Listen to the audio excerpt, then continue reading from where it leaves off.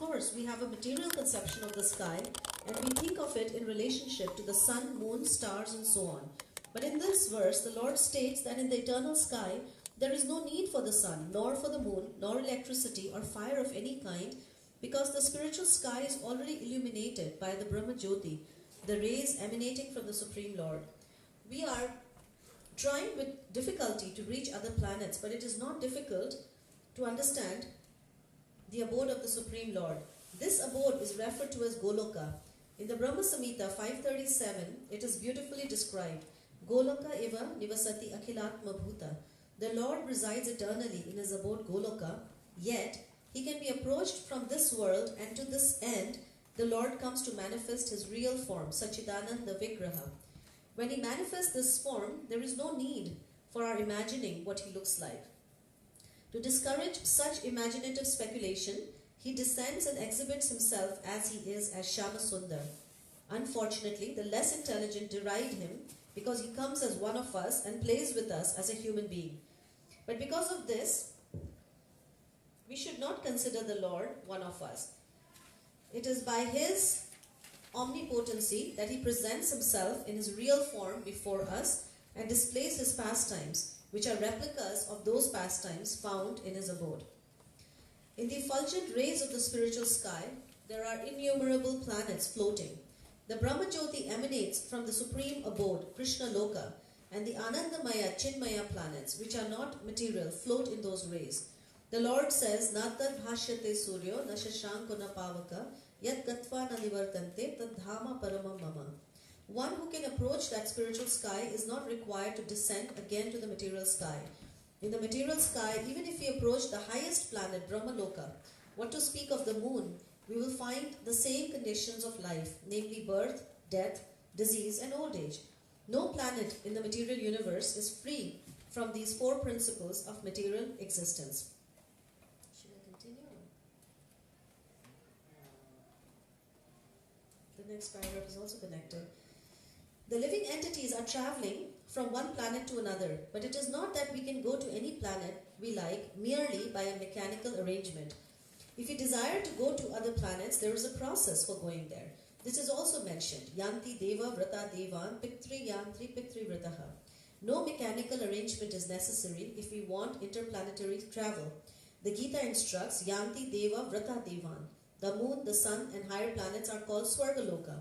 There are three different statuses of planets: higher, middle, and lower planetary systems. The earth belongs to the middle planetary system.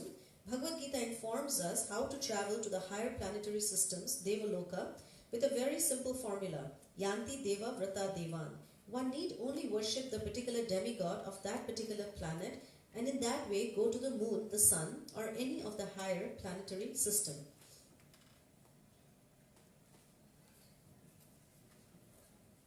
Yet, Bhagavad Gita does not advise us to go to any of the planets in this material world, because even if we go to Brahmaloka, the highest planet, through some sort of mechanical contrivance, by maybe traveling for 40,000 years, and who would live that long, we still find the material inconveniences of birth, death, disease, and old age. But one who wants to approach the supreme planet, Krishna Loka, or any other planet within the spiritual sky, will not meet with these material inconveniences. Amongst all of the planets in the spiritual sky, there is one supreme planet called Goloka Vrindavan, the original planet in the abode of the original personality of Godhead Sri Krishna. All of this information is given in Bhagavad Gita, and we are given through its instruction, information on how to leave the material world and begin a truly blissful life in the spiritual sky.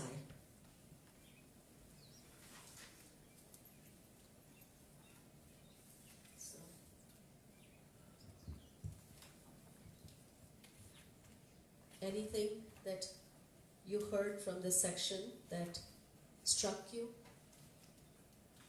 moved you in some way? Get out of this material world as soon as possible. Get out of this material world as soon as possible. Yeah, Prabhupada repeats the same point twice, right? He says, Janma Mrityu Jara Vyadhi, that whether we go to the highest planet, Brahmaloka, or to the lowest planet, they are all places of misery.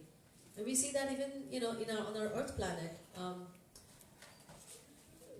as we travel, to different parts of the world, we may see different standards of living conditions, right? We could have a higher standard of life or a lower standard of life, but no part of this earth planet is actually bereft of these four problems. I remember we went to Australia to be with our Guru Maharaj, and it's really the closest thing that I've ever seen to heaven is Yogovardhan Farm, Morvillambar in the Gold Coast in Australia.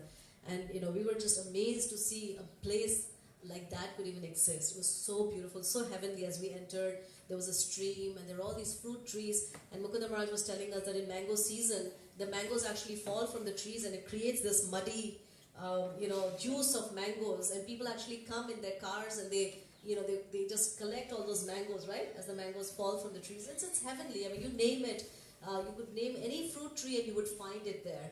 So it was as close to perfection as one could imagine, and yet it's considered to be a place with the most poisonous snakes. And every household, every devotee that we met had one horror snake story to tell us, and even more. And we were just thinking that, it's amazing that, here we found this most perfect place, but it also, this trouble even in paradise. So it made us appreciate this verse that, it doesn't matter wherever you go, these four problems are going to chase us, right?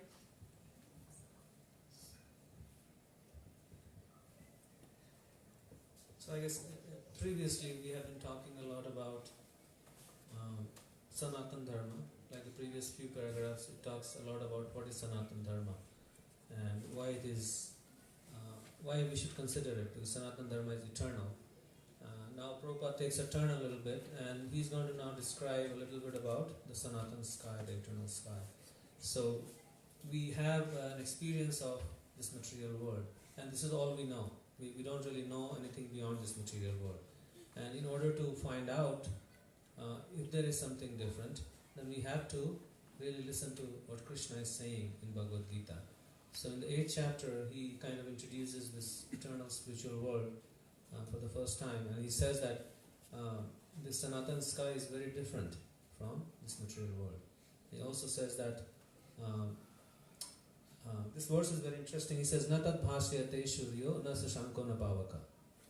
So in our life here in this material world, our life starts with sun, right? Early in the morning when we wake up, this is the first thing that the sun gets up. Sun makes us get up in the morning, and as the sun progresses its course during the year, you say the sun starts rising later and later and later, and then it starts setting earlier and earlier. And our sleep cycle, our wake cycle, everything kind of follows the sun. We are so much driven by the sun in this material world, right? So our life is so much connected with the sun. So Krishna is saying that there is no sun there that is going to control your life. You don't have to look at your watch and I have to get up to work, I have to get to work, and I have to come back home, and I have to do this and take my kid to this class, and there's no such running around in this spiritual world. So we are not controlled by the sun. Sun here means time. The movement of the sun controls the movement of time. So Krishna is saying that you don't have to worry about this being driven by the sun. Everything is actually, the life is depending on sun in this material world, right? Everything that our food, it all comes from the sun and the moon. Natat bhasyate suryo na sashanko. So sashanko is moon. So Krishna says that moon is the presiding deity for all vegetation. All food, grains, all herbs, everything actually is controlled by the sanction of the moon. We don't really see that. There's so many things we don't really see in this material world. Doesn't mean that things are happening randomly. So he's saying that you don't have to depend on these external entities. You don't have to basically depend on, like Prabhupada just said, one doesn't have to worship the demigods. He just said that. So here he's saying that you don't have to worry about that the sun will stop giving me sunlight, or where will my food come from, because in that the spiritual world, nothing is controlled by any inferior demigods. It's actually, I'm providing everything. That eternal world is very different from this material world. So generally, when Krishna describes anything spiritual, he starts from the very basics by negating what we are experiencing. So like in the 2nd chapter, he describes the qualities of the soul. And how does he describe? It's just like with a na, it's not like this, it's not like this. You cannot cut it, you cannot burn it, you cannot dry it, you cannot do this, because that's all we are experienced about, right? We only see these phenomena happening, cutting, burning, and blah blah. So he's saying the soul is not like that. So similarly, when he's describing the spiritual world, he's saying it's not like that. So that at least we can learn to see, okay, what would be the world like when I'm not controlled by the sun? What would be the world like when I'm not controlled by the moon? What would be the world like when I'm not controlled by air or power? Like you put your mouth into the water and then you start gasping for air within a couple of few seconds. Like sometimes you swallow something.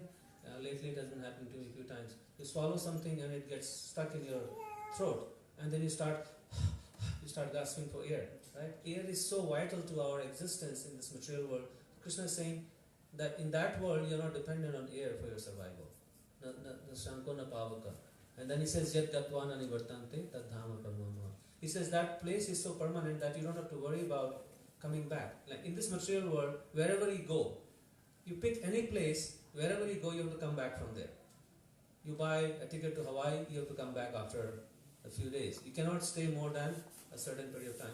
You go to India, you spend time with your family, friends, you have to come back. Your job is calling you back. Your life is calling you back. You cannot stay in one place. There's no stable place in this material world. But Krishna is saying that in the spiritual world, you don't have to worry about coming back. So he's kind of giving us a glimpse of the Sanatan sky that you can achieve by following Sanatan Dharma. So this whole section is actually kind of introducing the spiritual world, and Prabhupada goes into more details and we can bring that out. I was thinking of this one pastime. You're talking about difficulties, right? So one time, I think it was Tamal Krishna Maharaj. I'm not sure, I forget who the Maharaj was, but he was traveling with Prabhupada, and they arrived at the airport, and he was, somehow the luggage was late, right? And so there was a car waiting for Prabhupada. So Prabhupada, of course, got off, the plane and got on and they just had a very, very long flight. So this was not like a 2 or a 3 hour flight. It was like one of those flights like nowadays from India, right? It's like takes forever, So it was like a very 20-25 hour, really long flight. So Prabhupada got in the car and went off to the temple, and Maharaj was left behind to wait for the luggage. And so he had to talk to the officials, somehow figure out why the luggage was delayed, finally got the luggage, got in a taxi, came to the temple, completely exhausted. And as soon as he entered the temple, he saw some brahmacharis there just finishing off the last bite of some really nice kheer, and there was no prasadam left. And he was really hungry, really tired after this long journey.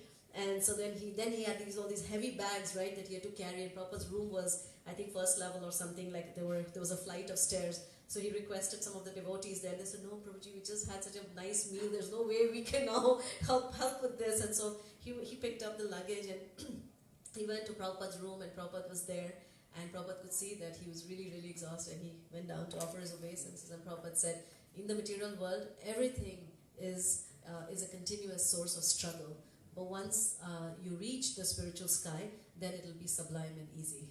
So when you're speaking, I was thinking that we're always in the struggle for existence, continuously.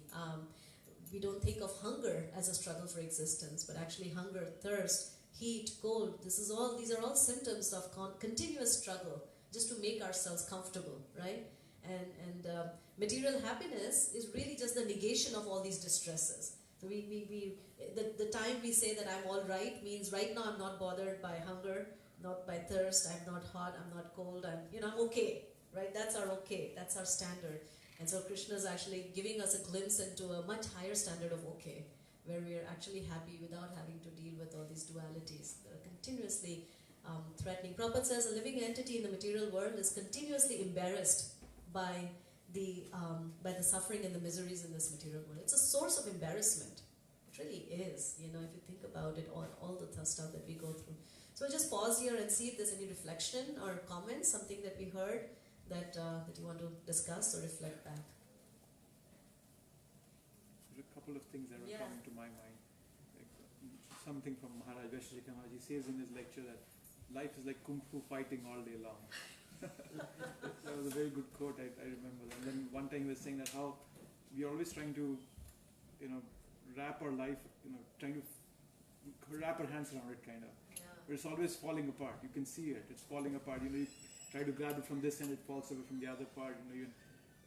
Our body is practically falling apart. So everything is, right? And yet, every time a person turns 20, they think that somehow they're going to find the answers to all the problems, right? It's the nature of this world. This is the nature of how the illusory energy works, that, this is how the generation after generation, we're all going through exactly the same process, the same treadmill, the same process, and we all think that this is my chance, to prove that I can somehow conquer over material energy. And then you meet someone who's 50. It was so funny today. Rukmini Krishna Prabhu was here, and he was just, somehow he was talking about some devotee, and he said, बहुत बुजुर्ग है वो, and then he made a connection with the age, and I looked at Lokadaksha, and he's like 50. I looked at him, I said बुजुर्ग, And then I looked at her. So the point is that we go through our life and it goes by so quickly, right? And like you're saying, it's definitely being in this ring throughout. So thank you. Anybody else? I was thinking of the embarrassment point which you said.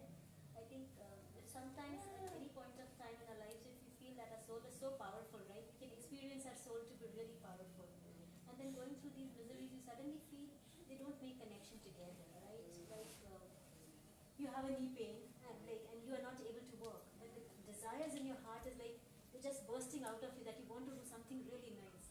But there are limitations of your body, and they don't go hand in hand, right? So then suddenly you feel, how is it happening? I'm so limited by so many things outside, but the things which I feel within my heart, they don't. And the soul cannot be limited, you feel at that point, because where are those desires coming from? And then that is the embarrassment part, right? That you want, and definitely the desires which you experience at this point in time is very material, but if those are spiritual, then unless and you don't have that spiritual awakening, it's really a source of embarrassment. Yeah. Everything, our life, we're always limited, right? We're always struggling. Yeah. And Darwin acknowledges that, right? Survival of the fittest means that we're continuously in this fight for survival. Anybody else? I have a question. Yeah. So, how do you define intelligence?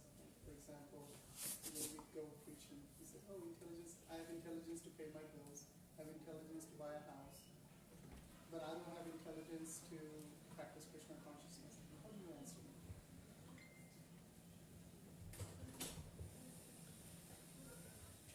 So we have different kinds of intelligence, and even an animal, like you see a cat or a dog or an insect, also has intelligence. So the ant is moving around and you put your finger in the middle, the ant will try to go around. So that definitely we can see that there is intelligence in the ant also. So depending on our consciousness, where our consciousness is, that level of intelligence is manifested. Krishna says, Mata smriti jnanam apohanam cha, that I give the intelligence by which you can either try to enjoy this material world or try to come back to me. And therefore human life is considered very valuable, because here we have advanced intelligence to go beyond the questions of eating, sleeping and our day-to-day life. So that intelligence is uncovered, is covered right now by Kama. Kama covers our intelligence, and as a result our intelligence works, mostly spends its time trying to fulfill the Kama or the desires of the mind. But once the mind is purified and intelligence is gradually purified, then it comes out as its natural intelligence to serve Krishna. The purpose of all the senses is to actually serve Krishna. The mind, intelligence, senses, everything is meant to serve Him. But because we want to be independent, so Krishna gives us this false intelligence through which we can try to enjoy and figure out so many things. But gradually, as we realize that, I have to pay my bill, but the real bill I have to pay is actually my service to Krishna. That is the real. Once the soul has that awakening that that is the most important thing, then the intelligence naturally starts working in that direction. We don't have to make an effort. Right now we have to make an effort to try to serve Krishna. Everything else, it comes naturally. But when the intelligence is purified, then serving Krishna becomes our natural function, and everything else feels like a botheration. Just in connection to this, I'm not sure if this directly addresses your question, but material intelligence is actually not enough to understand or even enter into Krishna consciousness. It can be used to understand, but it's not a prerequisite for understanding. So we may find people who are very intelligent, right? Materially very intelligent. They may have even memorized. I mean, you see that sometimes in the academic world. There are academic professors and scholars who have actually memorized the Srimad Bhagavatam, even the Bhagavad Gita, but may not understand anything about Bhakti or Krishna, right? So this material intelligence is actually not a prerequisite for understanding Krishna. It's a wonderful tool that can be purified and be used in the service of Krishna. But just because someone is very intelligent doesn't mean a thing actually to Krishna. Because in Krishna's eyes, what is the value of our intelligence? And ultimately, this intelligence has taken us around in this material world for countless lifetimes. So how do we even trust it, right? Like, if it can bring me here, then not sure, obviously I must have followed the dictates of my intelligence. So the point being that when a living entity, so then what is one supposed to do? So that's why we rely upon superior intelligence. And that superior intelligence comes from the knowledge that is given by the acharyas through the shastras. So we are not just studying scriptures, we are actually directly associating with the pure devotees. And we are trying to depend on their intelligence. And that's why we don't have any false sense of pride over our own intelligence.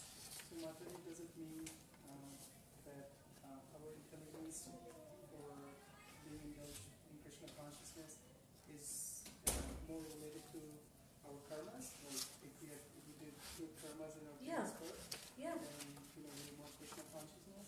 Say that again. I'm sorry. That if you've done more karma in our last life. Like if you're Krishna conscious in your previous life, then you're more leaning towards getting Krishna consciousness in this life, and more leaning towards getting more practicing Krishna consciousness than someone like who hasn't done Krishna consciousness in his previous life, just saying, I don't have time, I have other things to do, I'm a really smart person. Yeah. Have a good day. Yeah, definitely. I mean, a living entity is on a journey, and we all have different amount of spiritual credit in our bank, and that spiritual credit could be, and it's described. It could be some sukriti that we have accumulated. It could be the causeless mercy of a devotee. So devotion is actually gotten from a devotee. Bhakti comes from bhakta. So, but because of some stroke of good luck, we come in contact with a devotee, and if we have some sukriti, we are able to receive it. And so it has nothing to do with our intelligence.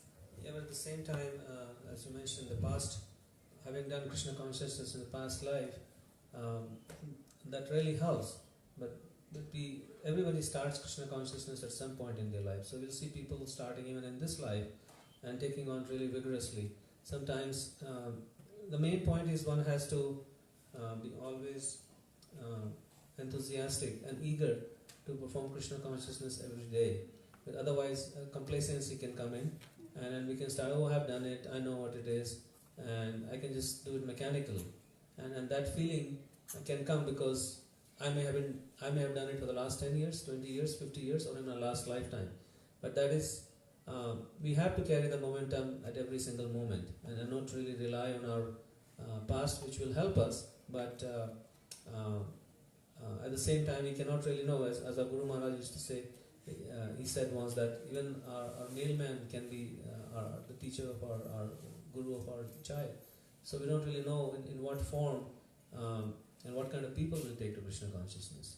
And people who start even later than us, many times they become much more advanced than us.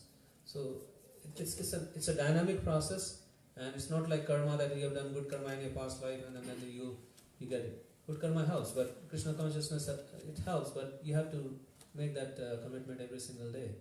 Every single time we sit down to chant, we have to really refine our intelligence. That, we can't rely on our past laurels all the time.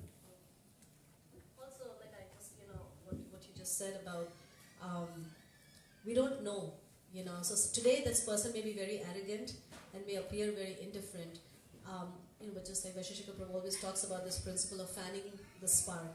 So this is where the creativity and the genius of a pure devotee comes into being, where there are newer and newer methods to attract living entities towards the lotus feet of Krishna. So yes, there are, anyone who is in the material world means that they are arrogant. That's why we are here, right? So it's only a matter of degree. It's also a matter of time. sooner or later, we realize that arrogance doesn't take me anywhere. So we should never give up hope. And that's one thing that I've personally seen, even in our own experience, that so many people, we may have our own stereotypical idea that this person doesn't belong here, right? Or we may have some idea that such and such a person can become a devotee and such a person can never take to it. But there are no such predictions. Like if you look at the Srimad Bhagavatam, it's filled with all kinds of atypical, like very, very non-stereotypical characters, right? You have Pingala, who's a prostitute. You have, Vritasura, who's a demon, right? Prahlad Maharaj is the son of a demon. He's a 5-year-old. So you can't really put any one of them in a box and create a sort of like a profile that, these are the characteristics that make someone a devotee. And that gives us hope that we can reach out to anyone, and we just don't know. And it's also a matter of time. We cannot rush this process, right? From our side, we just have to practice patience, which is not so easy sometimes, especially when it comes to our loved ones. But we just have to practice patience, knowing that it's a matter of time when they may be able to take to it. Yeah? You can only characterize what a profile of a devotee, what a devotee is. Because when you become a devotee, you cannot characterize who will become a devotee, but you can characterize what a devotee is. Yeah. When you become a devotee, then you can. That's the Absolutely. only thing you can do. So, Very nice. like Prabhupada says, every living entity, no matter what, Yeah. is part of the Lord. Yeah. So, you don't know who can get attracted to it at what time. Thank you. Did I see Mother Murai? Did you have something? No. Krishna consciousness comes from inside or it can be practiced? Very nice. But it can be practiced Purchased. or purchased. Krishna consciousness is already there inside everybody. Nitya Siddha Krishna Prema. Every soul has original love for Krishna already there, regardless of who they are. Human being, animal, insect, every soul is the same, already has the love for Krishna. But because of being covered by material energy, the soul is not able to look for Krishna. So when a soul comes in touch with a devotee, and by serving the devotee, by pleasing the devotee, that's how you purchase the reawakening of Krishna consciousness. It's already there. It's not something that you can acquire by doing good deeds or pious deeds. It's already there. But we have to work on awakening it. And the more eager we are for awakening it, the more easy it becomes to awaken. Just like if you have a disease, if you are casual, hey, I'll not go to the doctor, maybe I'll go next year, maybe next year we keep postponing. If you are not really eager about it, then the disease may increase and it may take a longer time. But if you are eager, then it becomes very easy to remove that covering. So it's all our desire that we can use lolyam to even after practicing for many years, that eagerness may not come because we may be just kind of taking it casually, and that happens by association with devotees, that we develop that desire that okay, I want to do it seriously, I want to do it. And Krishna is waiting for that moment that when the soul will turn towards him and say, I want to know you. Even if a tiny bit of desire to the soul expresses to Krishna that I want to know more about you, and Krishna says, yeah, I'm right here, and he makes all the arrangements. So it's not very difficult, it's very easy, and at some point in our life we all come up to that point that I want to find out more about this. Yeah, it's such a nice question actually.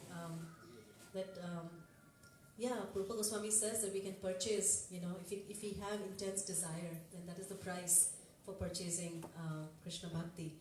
And it's also very natural, just like you were saying and you were explaining that it's within everyone's heart, just like butter is inside yogurt and fire is inside wood, right? So it's already there, and that's why as soon as it comes in touch with any kind of little bit of a spark, immediately it is lit up, right? Now sometimes, of course, I grew up in Assam, and where it rains a lot, so we used to have a log house, and so sometimes they would cut these pieces of log and put them in the log house, and it would get wet, right? So we would bring it inside, and then we'd try to light it, and it would take forever, because initially the fire would just warm up the wood enough so that when it touches the fire, it will actually start burning.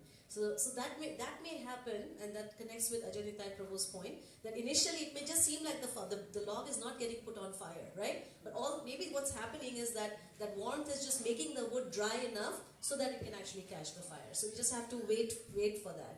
But this is the power of, so the reason why that happens is because that fire is already dormant inside the wood. So bhakti is actually the most natural instinct, the most natural innate ability within each living entity. Just like Prabhupada says, it's as natural as walking. Prabhupada says it's as natural as walking. So the reason why a baby can walk and is so eager to walk actually is because it's natural for the child to learn how to walk. So in the same way, it is very natural for us to love Krishna.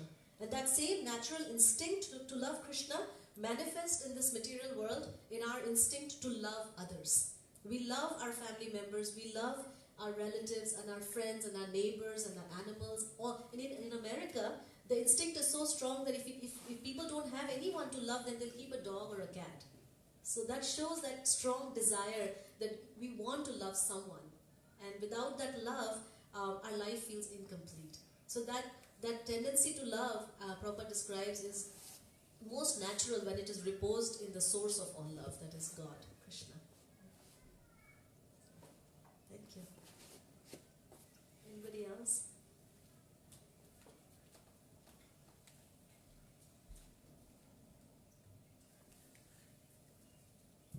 Kumar Prabhu, any thoughts from you? No, not right now. Okay. Can I have a question? Yeah. You said we always have to go somewhere and then come back, right, to the material world. But in spiritual world, if I have I would be still going, right? If I am Krishna's cowherd friend, I will go with him to the forest and come back again, right? So, Yeah, in the material world, our destination is always, our origin and our destination, both of them are temporary. So you cannot stay there. In the spiritual world, you can simultaneously exist, right?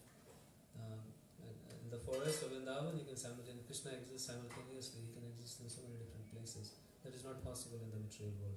So what I meant was, there is no permanent place in this material world. Of course, you go and you come back. But if you decided, say, I want to stay here, say, the cowherd boyfriends decided, we want to just stay in this forest forever. Krishna can make that happen. But in this material world, you cannot do that. You have to come back. Also, you can never go back in the material world. In reality, you can never go back. And that's actually one of the saddest things. There's so many poems also written about that.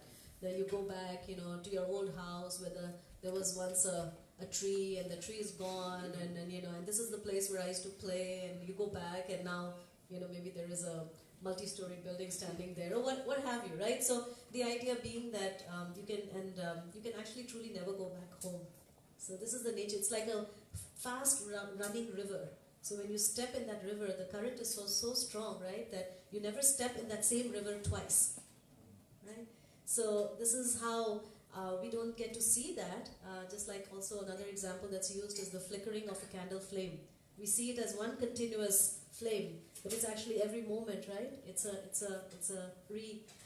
regenerating flame. And so the changes that take place in this material world make us feel that we are in this continuous sort of space. But it's not continuous. It's ever changing. Our body is changing, our mind is changing, our situation, our circumstances, everything is changing. And that's why the living entity is looking for that eternal shelter. As we were reading this section, one of the things I was thinking about is just home.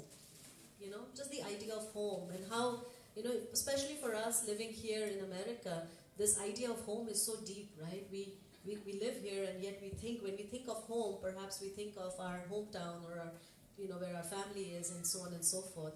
And so this desire to go back home is so deep, and to be at home is so deep. Why? Because home is a place where one can kick back and relax, and one doesn't have to be continuously changing. I remember one time we went to Europe on a tour. What was with Nima? It was for 3 weeks, was it? Was it 3-week vacation? And every 2 days we were in a new place, like a new vacation rental or a motel or some place, and it was exhausting. Like by the end of that vacation, I was like, that wasn't a vacation. It was so much work So we would get into a place, and because we were cooking on the go, so it was setting up the whole kitchen, taking our stuff in 2-3 days, putting it back in, and then moving on to the next city, and then to the next city. And I was exhausted. I think all of us were exhausted. And I was just thinking, that's what it is for a living entity traveling in this material world. Before we know it, we have to pack up our bags and go, right? It's like we haven't even unpacked completely, and it's over. So it's exhausting. So so finally when we come back to our home, and we get in our bed and our familiar mattress and our familiar comforter, then we say, now I can relax, right? So that's, that's that Sanatan sky, is our eternal home that we are all hankering for. And nothing short of that can actually satisfy the living entity. No temporary situation. Another point regarding that is, say, if you go to one place today, and you want to go back tomorrow, there is no guarantee you'll be able to go back. And if you go there is no guarantee you'll be able to come back home also. There's no guarantee like that in the material world. So every moment is not under your control. If you desire, it may or may not happen. But in the spiritual world, you're free. Whatever you desire, Krishna will make that happen. So that's the limitation of this material world, which is not present in the spiritual world.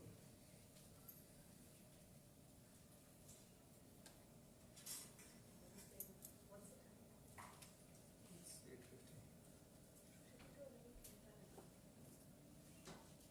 Yeah, we can do that. Or maybe we can just quickly do a round of reflection and then Hare Krishna. so nice to see you, Prabhu. Feels like old times. See, this is the thing. Nothing has changed since you left. You're back home, right? Any thoughts? I'm just very, very late. Rajesh Prabhu, everybody's already in the Sanatan sky.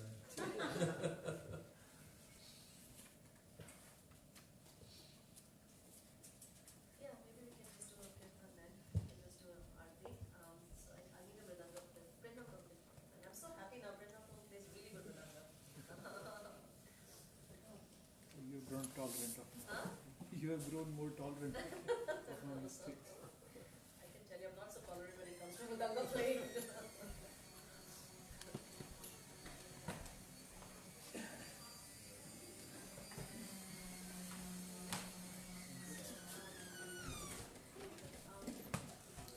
turn around.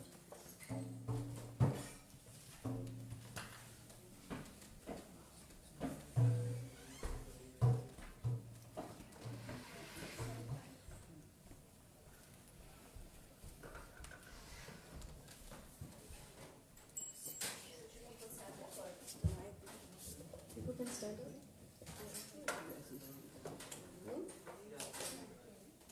If you want to stand up for Aarti, then we can have an Aarti now.